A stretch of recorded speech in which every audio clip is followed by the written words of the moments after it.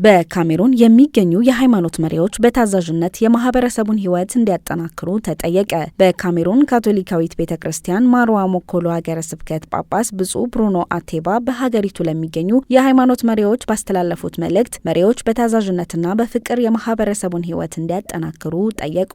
የሃይማኖት መሪዎች የሀገሪቱን ነባራዊ ሁኔታ በትኩረት እንዲከታተሉ፣ ታዛዥነትን እንደ ፍቅር ተግባር እንዲኖሩና በተቀደሰ ሕይወት ውስጥ እያደጉ ያሉ ተግዳሮቶችን በጥንካሬ በማለፍ የማህበረሰቡን ሕይወት እንዲያጠናክሩ አሳስበዋል።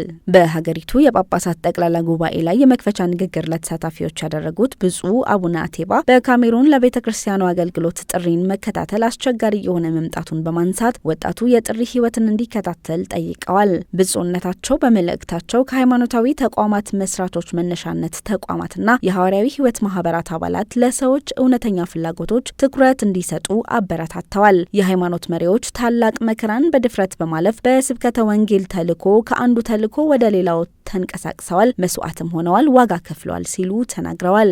በዛሬው ዓለም ስለመታዘዝ መናገር ቀላል አይደለም ሲሉ የተናገሩት ብፁዕ አቡነ አቴባ ብዙዎች የምንኩስና የመታዘዝ ምክር እንደ ነጻነት ማጣት አድርገው ይመለከቱታል። ይህ ግንዛቤ ደግሞ ትክክል እንዳልሆነ አበረታተዋል። ኢየሱስ ክርስቶስ ከአብ ጋር ያለውን ግንኙነት እንደ አራያ በመጥቀስ በፍቅር መታዘዝ መቻል የነጻነት ትምህርት ቤት ነው ብለዋል። መረጃው የኤሲያ አፍሪካ ነው።